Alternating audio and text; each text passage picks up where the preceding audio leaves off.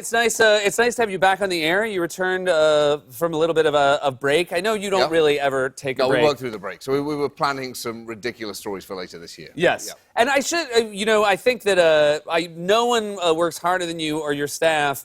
And so it's very hard to catch you on vacation. Sometimes I will see you and I'll think, oh, you didn't have a show last week. Maybe you'll be like refreshed and you just always look exhausted. No, I mean, that's something to do with work, and I do have resting, exhausted face anyway. People do. Even when I come back from vacation, sometimes people look and go, everything all right? Wow, it's tough right now, isn't it? Well, this is 3 days on a beach. You never... Okay. As you say, you never stop working, but what you do lose when you're on a break is the outlet to process the news. I know even when we have a couple weeks off, that is the hardest part for me. Can you appreciate being unplugged from the news at all, or do you just miss being able to talk about it? Well, it's nice. In general, it's nice to unplug from something that's poisonous, right? But the problem is, when there's poison around, you kind of want to know what's happening. So, no, it kind of feels reckless and irresponsible to say, I won't concern myself with the fact that America's destroying itself. I'll surprise myself 3 months later to see what's happened. So it's nice to have an outlet again. Do you struggle? Found... I do. Do you? I mutter to myself a lot more when we don't have the show. Oh, really? You know, because this is like a very polite way to do what would just be muttering if I didn't have a TV show. Yeah, it's a very erudite mutter that you do, that you vomit into a camera. Yeah. So you just like walk around and like say walk to the around dog, town and like, why was he at an omelette bar?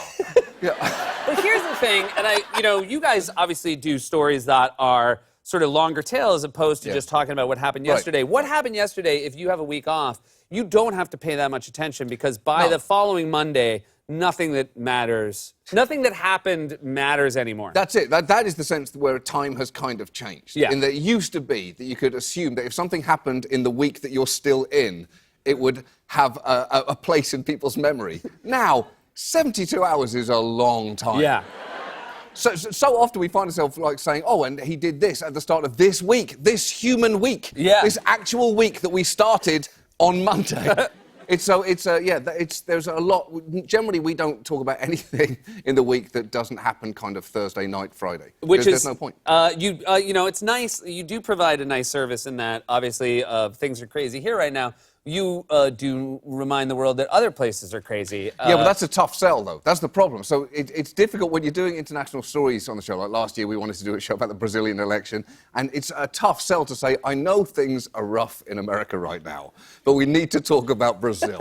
And you can kind of feel going, not now, we don't. It's like saying someone whose house is on fire. There's a house on fire 3 streets away. Go, any other time, I would give a about that, but my possessions are burning.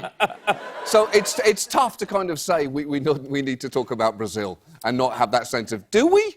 Yeah. Do we definitely? You talked about Brexit last night. Yes. Obviously, you have a connection to that. Yes. Do you feel like that's a story that people here have any sense of exactly how insane it is? Well, you can, broadly, you can get a sense of how insane it is just from being secure in the knowledge that it's crazy what's happening. Now, the problem, as you go into actually what is happening, the details of it are so absurd that it kind of exacerbates the insanity, but it does take a long time to understand exactly why Northern Ireland and Northern Ireland border is so critical here to this deal. There isn't actually a deal, it's a deal just to get to an interim period, to get to the deal. It's fun to understand all of that if you are into masochism. But you can just reassure that what Britain is doing is driving itself off a cliff. They are Thelma and Louising themselves off a cliff. The next cliff opportunity we have here seems to be the 2020 election. Yes. That seems to be a good cliff opportunity. Yeah. That's definitely a good time to look over the cliff. Like, I don't know, we somehow lived through the last one. Maybe we can fly. Yeah.